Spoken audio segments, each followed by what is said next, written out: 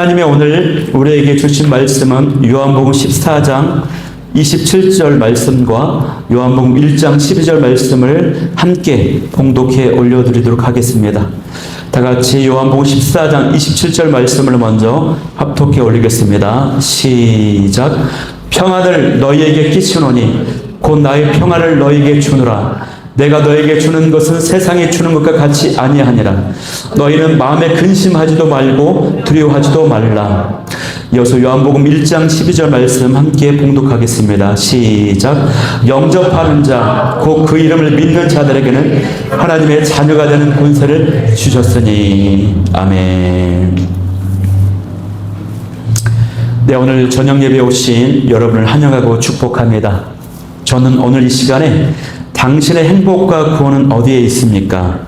당신의 행복과 구원은 어디에 있습니까? 라고 하는 제목을 가지고 말씀을 나누도록 하겠습니다.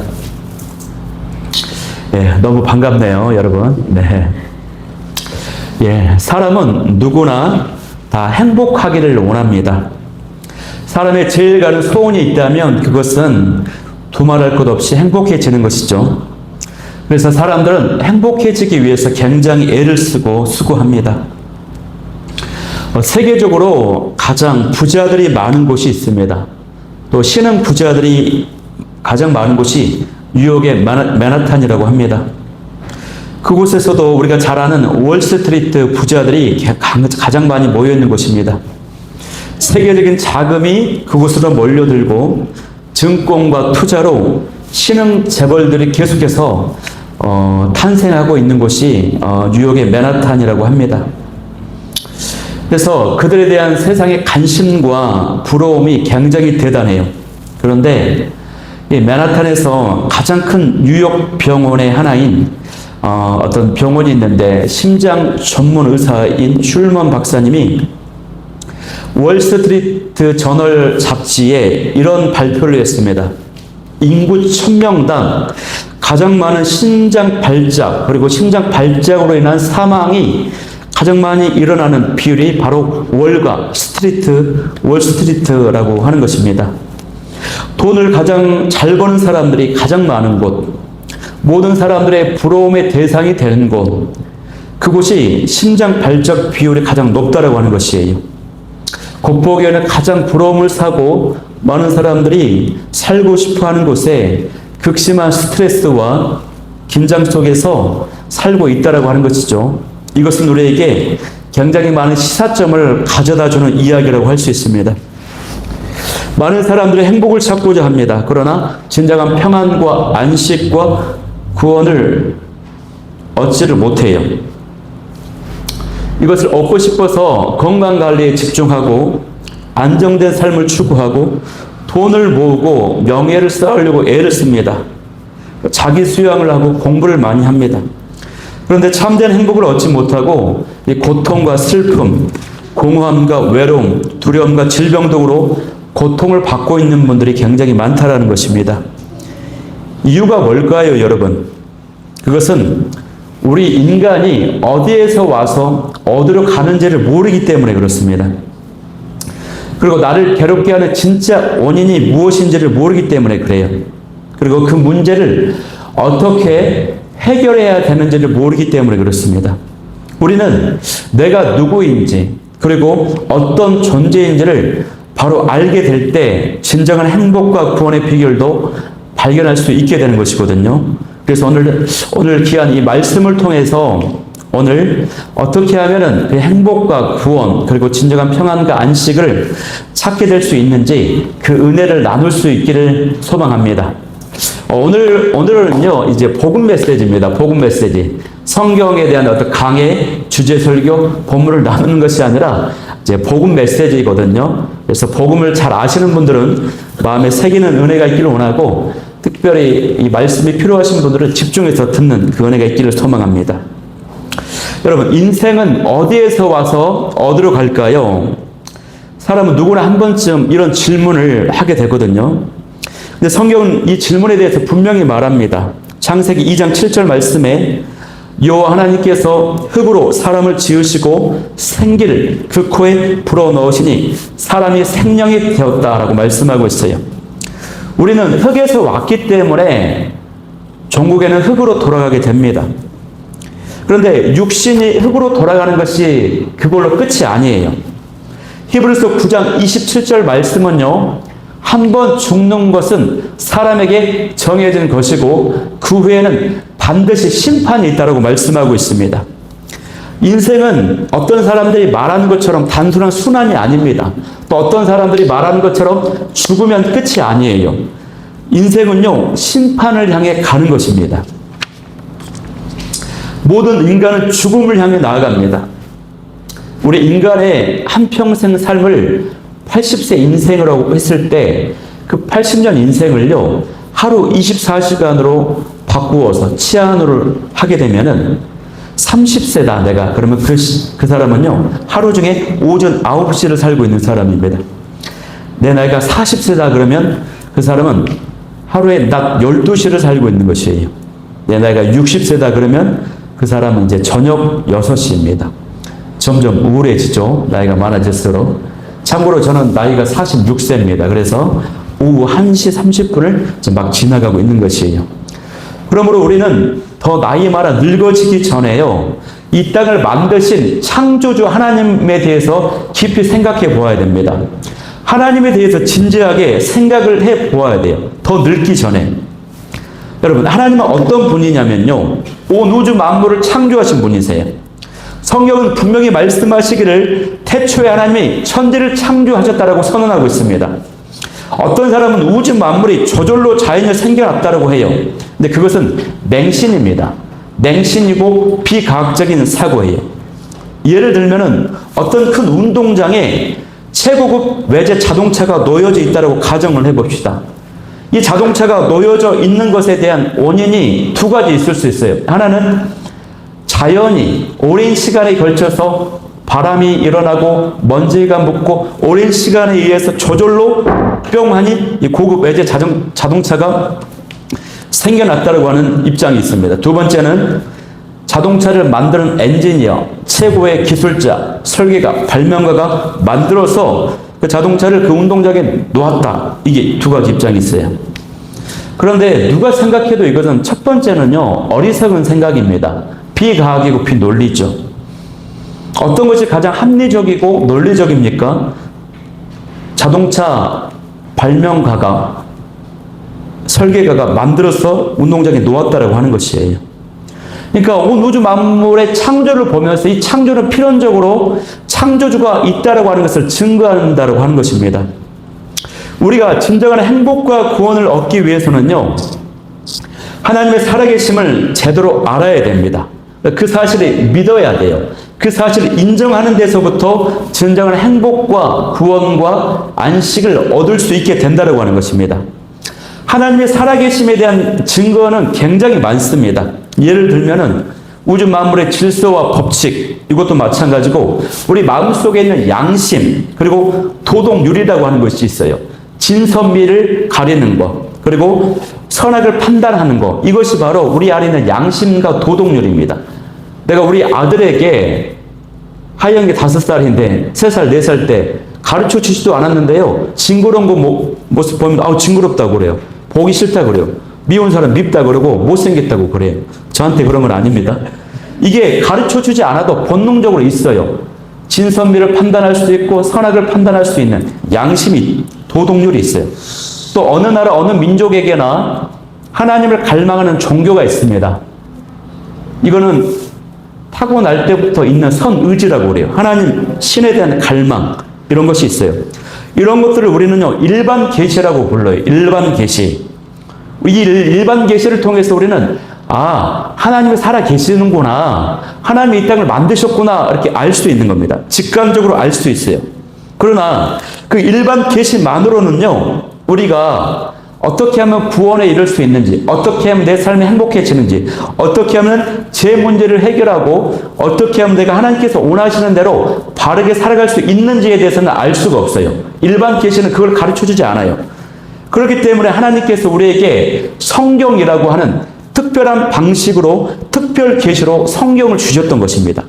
성경을 보면요, 왜 우리 인간이 구원을 받아야 되는지, 어떻게 구원을 받는지, 어떻게 해야 구원받은 후에는 어떻게 삶을 살아가야 되는지 바른 교훈과 가르침이, 교훈이 거기에 들어있는 것이에요.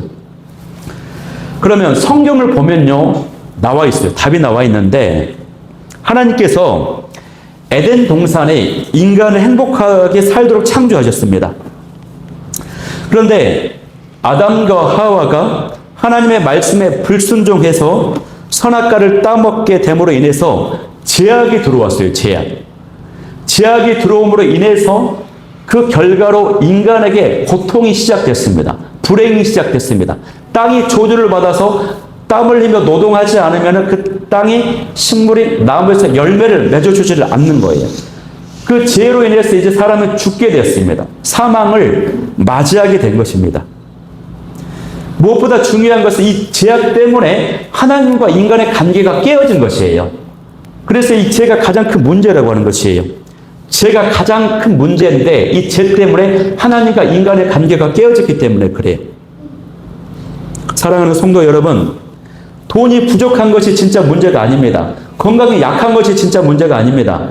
나에게 명예가 없고 인기가 없는 것이 진짜 문제가 아니라 제 문제, 제약이 해결이 안 되는 것, 이것이 제일 문제라고 하는 것입니다. 왜냐? 그 죄 때문에 하나님과 관계가 깨어졌기 때문에 그래요. 사람이 가난해도 돈이 없어도 행복한 사람이 굉장히 많아요. 인간이 겪는 모든 고통과 불행의 진짜 원인은 이 죄 문제입니다. 죄.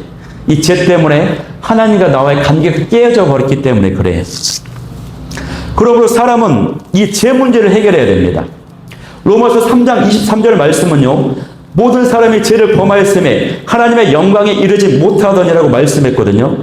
성경이 말하는 죄는 뭐냐면 히브리어로 하말티어라고 그래요. 하말티어.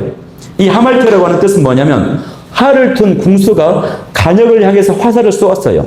화살을 쏘았는데 그 화살이 간역을 벗어나 버리는 거예요. 간역을 벗어난 이 모습, 이 장면을 하말티어라고 그래요. 죄입니다. 무슨 말입니까?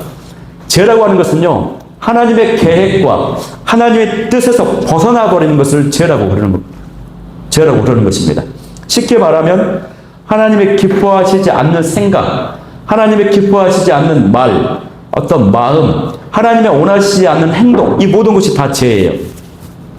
그런데 그 모든 것 중에서 가장 큰 죄가 뭐냐? 가장 큰 죄악 중에 죄는 뭐냐면 예수님을 믿지 않는 것입니다. 내 인생을 내가 주인인 것처럼 살아가는 것, 이게 바로 가장 큰 죄악이라고 하는 것이에요. 왜냐? 예수님을 믿고 구원받고 그걸로 인해서 내 삶이 행복해지는 것, 이것이 바로 하나님이 우리를 향한 가장 최고의 계획이기 때문에 그래요. 가장 큰 계획. 근데 그 계획에서 벗어나 버렸기 때문에 하말티어, 죄가 된다고 그랬죠. 그래서 예수님을 믿지 않고 내 인생을 내가 주인인 것처럼 사는 것, 이게 가장 큰 죄라고 하는 것입니다. 그래서 사람은 이 죄 문제를 해결하지 않으면 그 누구도 행복할 수 없습니다. 구원받을 수 없어요. 진정한 안식이 없어요. 그래서 하나님은 독생자 예수 그리스도를 이 땅에 보내주셨습니다. 우리 모두는 예수님을 믿어야만 하는 것이에요. 예수님을 믿는다고 하는 것은 좋은 말이다, 단순히 그 사실에 동의한다, 이런 것이 아닙니다. 그것은 역사적인 사실을 믿는 것입니다. 그 역사적 사실이란 하나님의 아들이신 예수님께서 십자가에 달려 죽으시고 부활하셨다, 이것을 믿는 거예요. 이게 바로 역사적 사실이거든요. 예수님이 십자가에 달려 죽으시고 부활하셨다라고 하는 것은 2000년 전에 벌어진 분명한 역사적 사실이고 확증된 사건이고 기록된 사건입니다. 인정하지 않아도 어쩔 수 없어요. 전도하다 보면 많은 사람들이 그걸 인정하지 않는데 인정하지 않아도 어쩔 수 없어요. 왜냐하면 역사책에 기록된 역사적 사실, 확증된 사건이기 때문에 그래요. 우리 대한민국 사람들은요, 조선시대 세종대왕의 존재를 믿습니다. 이순신 장군의 존재도 믿어요. 이유가 뭡니까? 역사책에 기록되어 있거든요. 마찬가지입니다. 예수님의 십자가와 부활 사건도 역사적으로 확정된 사건이에요. 내가 그 사실을 믿지 못하기 때문에 믿지 못하겠으니 내 눈에 보여봐라. 내 눈앞에 나타나봐라. 그거는 부당한 요청입니다. 만약에 내가 세종대왕을 믿지 못하겠다. 이순신 장군의 생전에 있었음을 내가 믿지 못하겠다. 그러면 다시 태어나게 해봐라. 그러면 세종대왕이 다시 태어나야 되는 것이에요. 이순신 장군이 내 눈앞에 다시 태어나서 나타나 보여져야 되는 것이에요. 근데 이게 나만 비단 그렇습니까? 저기 일본에 있는 사람도 마찬가지고 미국에 있는 사람도 마찬가지고 100년 전의 사람도 마찬가지고 50년 후의 사람도 마찬가지고 그때마다 그럼 다시 태어나고 다시 죽어야 되고 다시 태어나고 다시 죽어야 되겠어요? 이거는 불합리한 것입니다. 상식적으로 말이 안 되는 것이에요. 하나님의 아들이신 예수님께서 2000년 전에 우리의 죄 때문에 십자가 달려 죽으시고 사망 곳에 이기시고 부활하신 이 역사적 사건, 그거를 믿어야 되는 것이에요. 근데 어떤 사람은요, 이 이야기를 하면은 예수님이 십자가에 달려 죽으신 그 십자가의 사건을 믿겠다. 그런데 어떻게 사람이 죽어서 부활하냐? 나 그거는 못 믿겠다. 어떻게 죽었다가 다시 태어나, 다시 살아나, 부활은 못 믿겠어라고 말하는 사람들이 있거든요. 그런데 우리는요, 우리 일상을 살아가면서 이 부활보다 더 놀랍고 신비로운 사건을 우리 일상생활 속에서 매 순간 경험하는 것이 있어요. 그게 뭐냐면, 그것은 바로 아가가 태어나는 것이에요. 새 생명이 태어나는 것이에요. 왜냐? 아가가 태어나는 것은, 새 생명이 태어나는 것은 무에서, 없는 데서 있는 것이 나오는 거거든요. 무에서 유에서 나오는 건데, 이 반면에 부활이라고 하는 것은요, 죽은 시체, 몸뚱이는 있는 거잖아요. 유에서 유가 나오는 거죠. 이게 더 쉬운 거예요, 사실. 부활은 시체 몸뚱이라도 있어요. 예수님이 무덤에서 죽으셨을 때 그 육체가 있었어요. 그래서 유에서 유가 나오는 거기 때문에 이거는 우리가 신비, 생명의 신비, 아가 출생에 비하면 놀랍지 않은 것입니다. 이런저런 논리를 떠나서 하나님의 전능하신 하나님이신데 그 하나님을 믿으면 우리가 믿지 못할, 이해되지 않을 것이 뭐가 있겠습니까? 그렇기 때문에 이 모든 것은요, 마음의 문제입니다. 마음의 문제. 내가 예수님을 못 믿겠다. 십자가에 죽으신 부활. 이 모든 걸 못 믿겠다. 이거는 어떤 논리도 아니고 경험도 아니고 내 마음의 문제라고 하는 것입니다. 마음의 문을 열어야 됩니다. 하나님의 말씀인 성경인 사도행전 4장 12절 말씀에 보면은 이런 기록이 있어요. 다른 이로서는 구원을 받을 수 없나니 천하 인간의 구원을 얻을 만한 다른 이름을 우리에게 주신 일이 없음이라고 말씀하셨어요. 하나님께서 유일한 구원자는 예수님밖에 없다라고 성경에 말씀하셨거든요. 제가 왜 예수님만이 구원자가 되시는지를 나누고자 하는 것입니다. 여러분, 십자가의 죽으심으로 죄값을 치르시는 구원자가 되기 위해서는 세 가지 조건이 필요합니다. 첫 번째는요, 하나님이셔야만 해요. 하나님. 왜 그렇습니까? 우리 인간이 진 죄값이, 그 죄값을 치르려면 그 값어치가 커야 돼요. 모든 인류의 죄값을 다 감당하려면 그 희생의 대가가 커야 돼요. 그렇기 때문에 하나님의 신성 정도는 되셔야지, 하나님의 신성을 지닌 존재 정도가 되셔야 그 값을 치를 수가 있는 것이에요. 두 번째 조건은요, 사람이셔야만 하는 겁니다. 사람. 왜냐? 그 죄를 지은 대상이 사람이기 때문에 사람의 대표가 되어야 되는 거예요. 아무런 상관없는 어떤 동물이나 하나님이 아니라 사람의 죄를 해결해야 되기 때문에 사람의 대표인 사람이 이 죄값을 치러야 되는 것입니다. 마지막 세 번째 조건이 있습니다. 사람이시지만 죄가 없으셔야 돼요. 죄. 만약에 그 사람이 죄가 있다라면 그 사람의 죽음은 그 사람 자신의 죄악 때문에 그 죄값을 치르는 것이, 그러나 그 죽은 사람이 죄가 없다면 그 죄값은 대속의 죽음, 대신 죄값을 치르는 대속의 죽음이 될 수 있는 것입니다. 그래서 하나님이시면서 사람이시면서 죄가 없는 그분은 유일한 게 예수님밖에 없는 것이에요. 어떤 종교, 어떤 누군가에도, 어떤 지역에도, 어떤 문화권에도 없어요. 이 조건을 달성할 수 있는 분이 하나님의 아들 예수님밖에 없다고 하는 것입니다. 그렇기 때문에 우리 예수님께서는 유일한 구원자가 되시는 것입니다, 여러분. 그 예수님께서 저와 여러분을 사랑하셔서 바로 나를 사랑하셔서 십자가에 죽임 당하신 것입니다. 십자가에 죽임 당하심으로 하나님께서 나를 사랑하신다라고 하는 것을, 여러분을 사랑하신다라고 하는 것을 증명하셨어요. 증명. 하나님이 사랑하신다라고 하는 것을 모르는 사람들이 있어요. 신앙생활을 하는 중에도 하나님 나를 정말 사랑하시나 모르겠다라고 하는 사람들이 있거든요.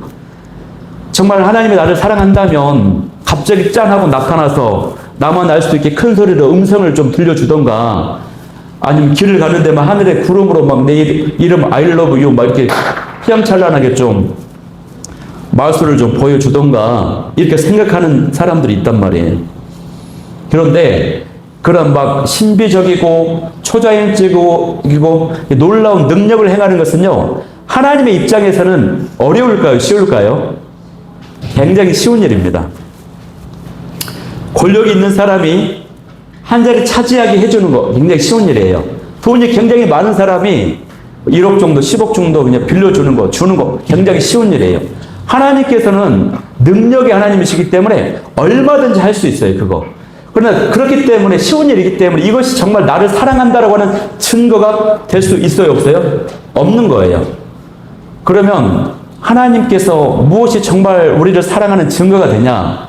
하나님의 하나뿐인 아들, 독생자이신 예수님을 나를 구원하시기 위해서 죽게 만드는 것입니다. 희생시키는 것입니다.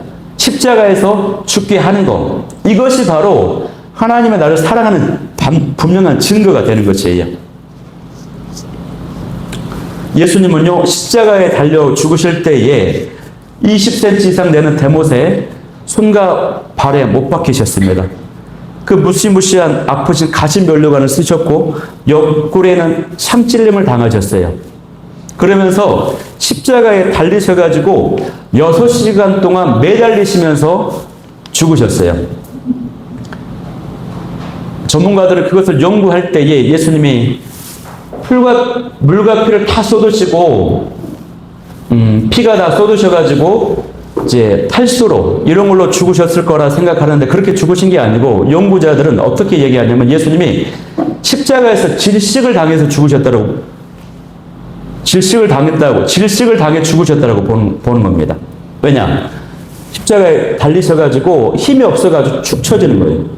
축 처지셔가지고 다시 온 힘을 다 끌어내서 다시 죽지 않기 위해서 일으켜 세우셔요. 그러다 힘이 없어서 다시 축 처지는 겁니다.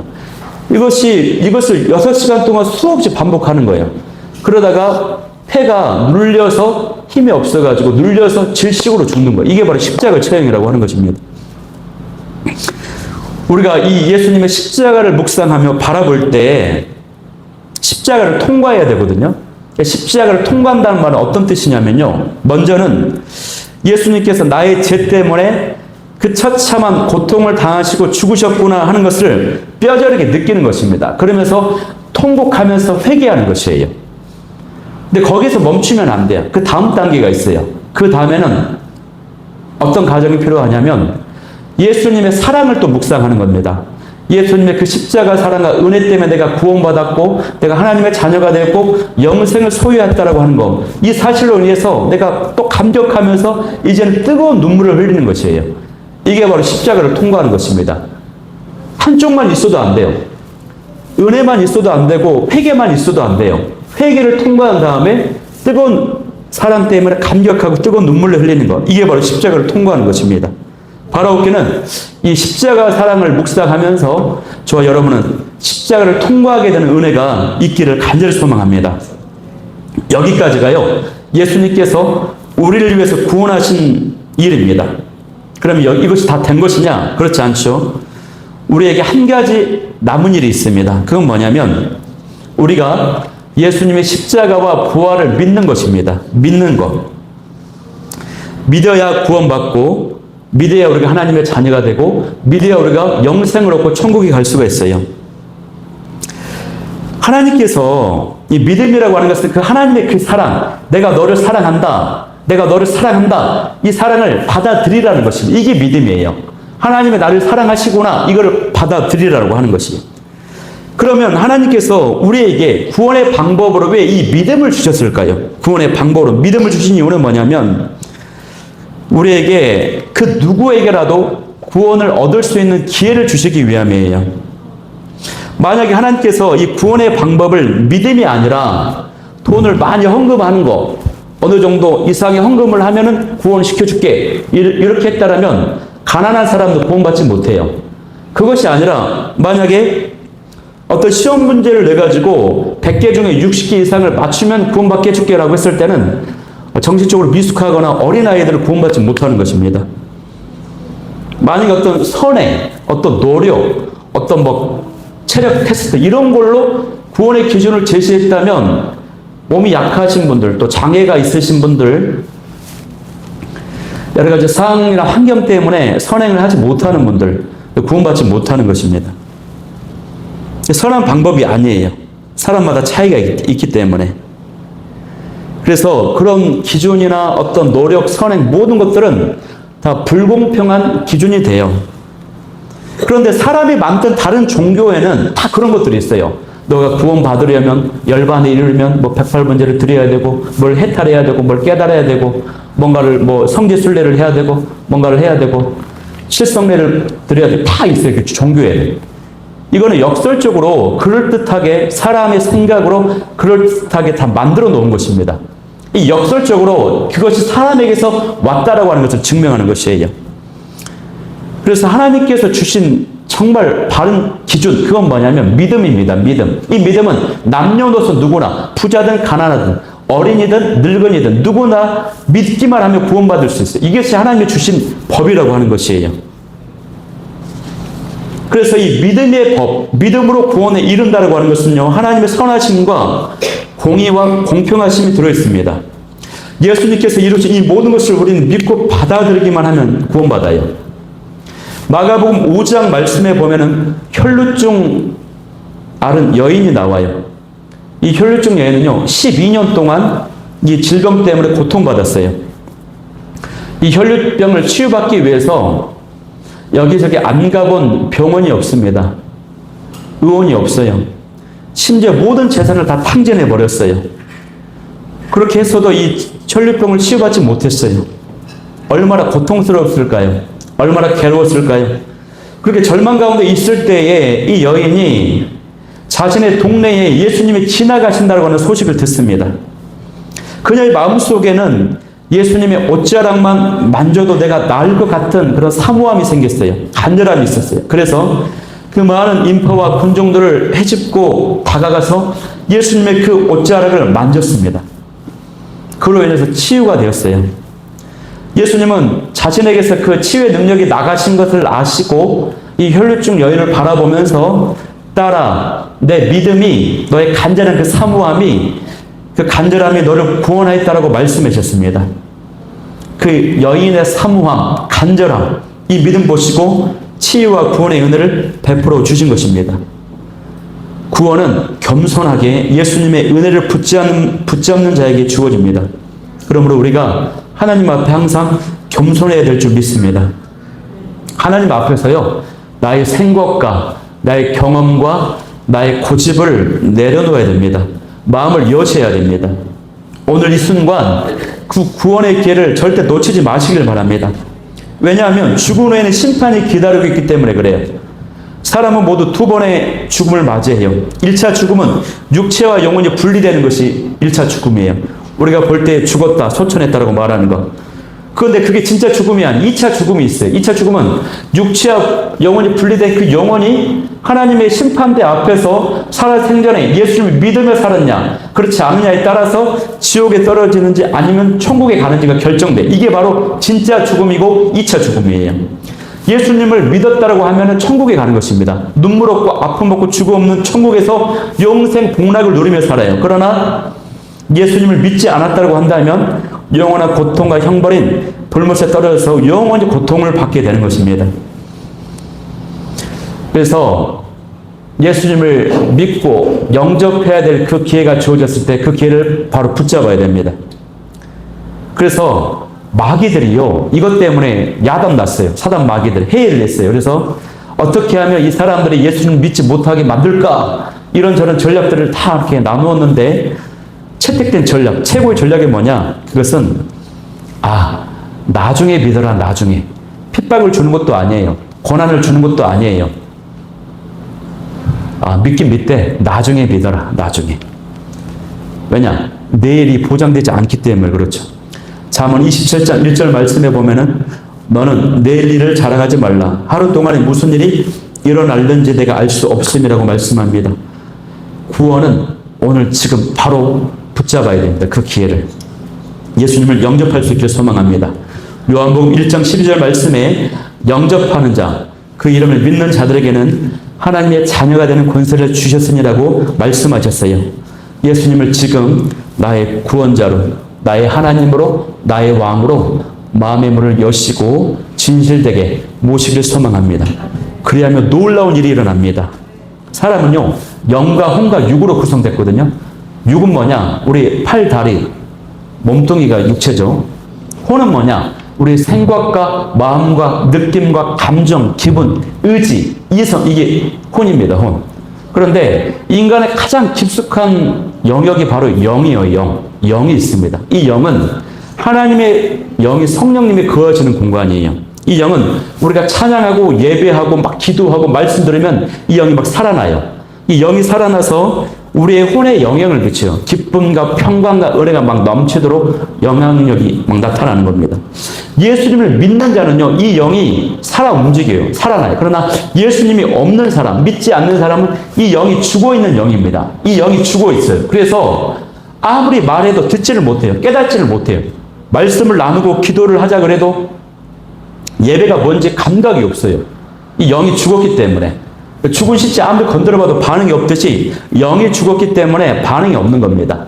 그러나 예수님을 믿는 사람은 이 영이 살아납니다. 구원받은 영이 돼요. 그래서 말씀, 예배, 기도 하면서 기쁨이 넘치고 감사가 넘치고 예수의 그 복음의 능력이 생수의 배에서 생수의 강물이 넘치듯이 기쁨과 은혜와 눈물과 감격이 막 넘쳐나게 된다고 하는 것입니다. 이것을 우리가 경험하게 되길 소망합니다. 그러므로 구원받은 성도는 그렇게 해서 구원받은 성도는 이후에 이제 하나님을 예배하고 찬양하면서 말씀 인도를 받으면서 살아가야 될 줄 믿습니다. 말씀을 정리하겠습니다. 사랑하는 성도 여러분, 인생은 짧아요. 죽음은 반드시 우리에게 찾아옵니다. 그리고 죽음 후에는 심판을 피할 수가 없어요. 그러나 하나님은 독생자 예수님을 주셔서 누구든지 그 예수님을 믿는 자마다 멸망치 않고 영생을 얻게 하셨습니다. 지금 이 순간 예수님을 나의 구주로 영접하십시오. 그러면 우리에게 구원이 임하고 진정한 행복이 임하고 진정한 안식이 우리에게 찾아오게 될 줄 믿습니다. 그 은혜가 저 여러분 가운데 나타나길 소망합니다. 그런 의미에서 이 시간 제가 예수님을 내 마음에 모시는 기도를 드릴 때 함께 합심으로 또 옆에 계신 분들을 위해서 짧게 한번 기도해 주셨으면 좋겠습니다. 예수님은 인격적인 분이시기 때문에 강제로 인위적으로 우리 마음에 들어오실 수가 없어요. 볼지어다 내가 서서 문 밖에 문을 두드리노니 문을 열면 내가 그에게로 들어가겠다고 말씀하셨어요. 우리 마음을 보는 여셔야 됩니다. 따라서 합심으로 영접하며 기도하겠습니다. 주 예수님, 나는 죄인입니다. 예수님께서 십자가의 죽으심으로 나의 죄값을 담당하시니 감사합니다. 지금 나는 내 마음의 문을 열고 예수님을 나의 구원자, 나의 주인, 나의 하나님으로 내 마음에 모시기를 원합니다. 지금 이 시간 제 마음에 들어와 주세요. 지금 이 시간 제 마음에 들어와 주세요. 이제 나는 하나님의 자녀가 되었고 하나님은 나의 아버지가 되셨습니다. 이제부터 영원토록 나와 항상 함께하여 주세요. 예수님의 이름으로 기도드립니다. 아멘. 할렐루야. 모두 예수님을 영접하셨습니까? 아멘. 그러면 우리 눈에 보이진 않지만, 느껴지진 않지만, 이 오감각으로 냄새도 나지 않고 들리지도 않고 보이지도 않았지만 영적인 세계에 놀라운 일이 벌어졌는데, 그것은 바로 예수님께서 우리의 마음에 또 우리 심령에 영에 들어오셨다라고 하는 사실입니다. 아멘. 이 사실을 꼭 믿으시길 바랍니다. 그래서 예수님이 나와 항상 함께 하시고, 예수님 때문에 나는 하나님의 자녀가 되었고, 나의 죄는 해결되었고, 내가 지금 죽어도 천국 가고, 하나님께서 나의 삶을 평생 인도하신다고 하는 이 확신, 이 5가지 확신을 붙잡고 나아갈 수 있는 저 여러분이 다 될 수 있기를 간절히 소망합니다. 우리 그러면 우리 함께 찬양하고 우리 한번 뜨겁게 기도하고 마치도록 하겠습니다.